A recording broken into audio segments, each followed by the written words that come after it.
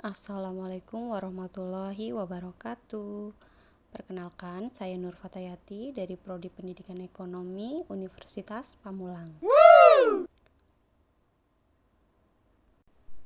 Di sini saya akan menjelaskan tentang konsep pasar dan terbentuknya harga pasar. Baik, mari kita mulai membahas. Yang pertama, kita akan membahas tentang pasar. Berikut pengertian pasar. Pasar adalah tempat atau mekanisme di mana pembeli dan penjual bertemu untuk melakukan transaksi jual beli barang dan jasa.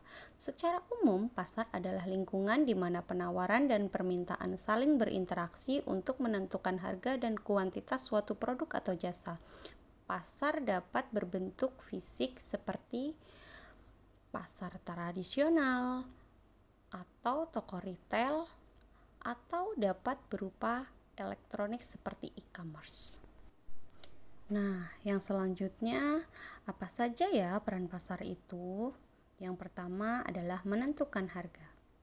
Pasar merupakan tempat di mana harga suatu produk atau jasa ditentukan berdasarkan interaksi antara penawaran dan permintaan.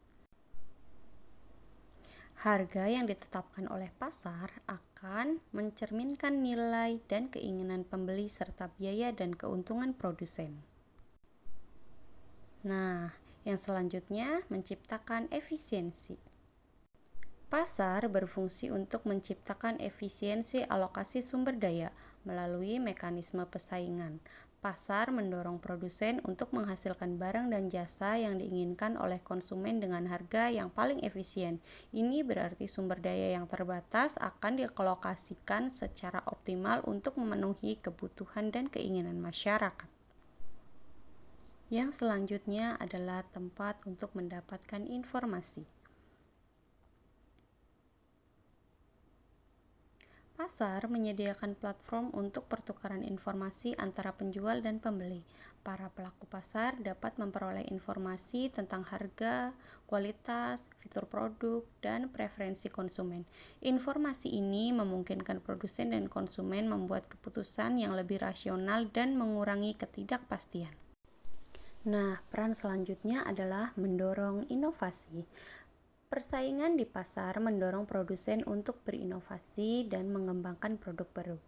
Produsen berusaha untuk meningkatkan kualitas, efisiensi, dan fitur produk mereka agar dapat bersaing dengan produk sejenis yang ditawarkan. Nah, peran selanjutnya adalah menyediakan lapangan kerja. Pasar menciptakan peluang kerja dengan adanya kegiatan produksi dan penjualan. Pelaku pasar, baik produsen maupun penjual, memberikan lapangan kerja bagi tenaga kerja yang terlibat di dalam rantai produksi, distribusi, dan pelayanan. Yang selanjutnya adalah menggerakkan pertumbuhan ekonomi. Pasar yang efisien dan berkembang dapat mendorong pertumbuhan ekonomi.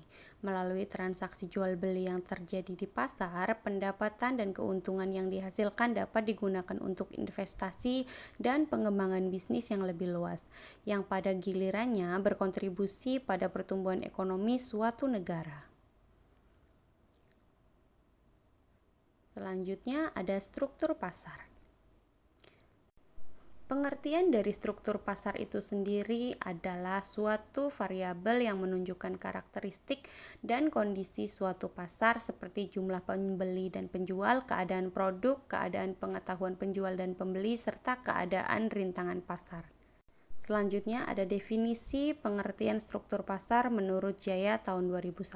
Struktur pasar adalah suatu variabel yang digunakan dalam menentukan perilaku perusahaan. Interaksi perilaku perusahaan dan struktur pasar akan menentukan sebuah kinerja. Selanjutnya, kinerja memiliki pengaruh terhadap pembentukan dari suatu struktur. Nah, selanjutnya ada elemen pasar. Apa saja ya elemen pasar? Pertama ada pangsa pasar. Yang kedua ada konsentrasi, dan yang ketiga ada hambatan untuk masuk. Pangsa pasar adalah Bagian dari keseluruhan permintaan suatu barang yang mencerminkan golongan konsumen menurut ciri khasnya, seperti dari tingkat pendapatan, umur, jenis kelamin, pendidikan, dan juga status sosial. Selanjutnya ada konsentrasi. Konsentrasi atau pemersatuan merupakan kombinasi pangsa pasar dan perusahaan-perusahaan oligopoli di mana mereka menyadari adanya saling ketergantungan satu sama lain. Yang selanjutnya hambatan untuk masuk. Hambatan untuk masuk yaitu cara atau usaha perusahaan atau para pelaku industri untuk dapat masuk ke dalam pasar, mencangkup dari segala sesuatu yang memungkinkan adanya terjadinya penurunan kecepatan pesaing baru. Nah, yang selanjutnya ada unsur-unsur struktur pasar. Ada penjualan, ada pembeli, ada produk, ada halangan, ada interaksi vertikal, dan juga ada konglomerisasi. Menurut Cash and Fire tahun 2008 dan Sukirno tahun 2010, struktur pasar dapat dikelompokkan menjadi 4 jenis, yaitu pasar persaingan sempurna, pasar monopoli, pasar persaingan monopolistik, dan pasar oligopoli. Selanjutnya kita akan membahas pasar persaingan sempurna. Pasar persaingan sempurna adalah pasar di mana persaingannya berada di level yang paling sempurna. Ciri-cirinya pertama terdapat banyak perusahaan di pasar. Yang selanjutnya yaitu jumlah perusahaan sangat banyak dan masing-masing perusahaan adalah relatif kecil jika dibandingkan dengan keseluruhan jumlah perusahaan yang ada di dalam pasar tersebut. Selanjutnya yang kedua, pembeli mempunyai informasi yang sempurna tentang keadaan pasar.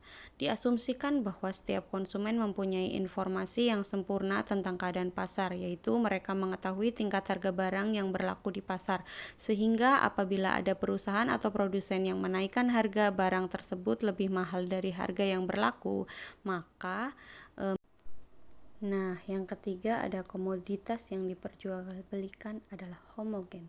Barang yang dihasilkan berbagai perusahaan tidak mudah untuk dibedakan. Selanjutnya ada pasar monopoli. Apa itu pasar monopoli? Pasar monopoli merupakan kebalikan dari pasar persaingan sempurna. Dalam pasar monopoli hanya terdapat satu penjual untuk satu jenis barang tertentu. Selanjutnya ada ciri-ciri pasar monopoli. Yang pertama terdiri dari satu perusahaan. Selanjutnya yang kedua tidak mempunyai komoditas pengganti.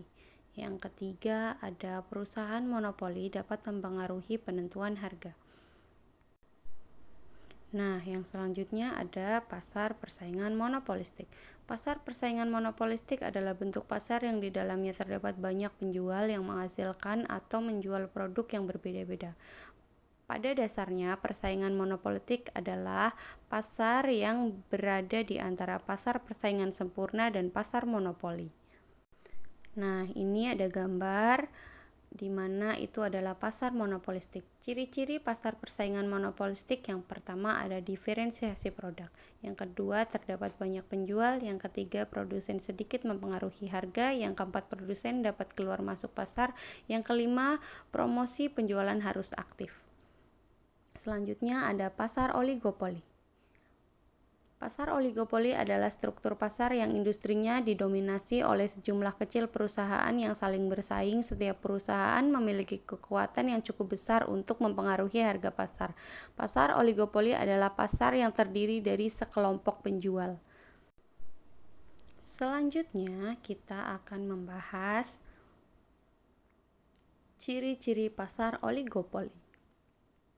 Apa saja ya ciri-cirinya? Yang pertama ada diferensiasi produk. Yang kedua terdapat banyak penjual. Yang ketiga produsen sedikit mempengaruhi. Sekian materi kali ini, kita bertemu lagi di materi selanjutnya. Terima kasih.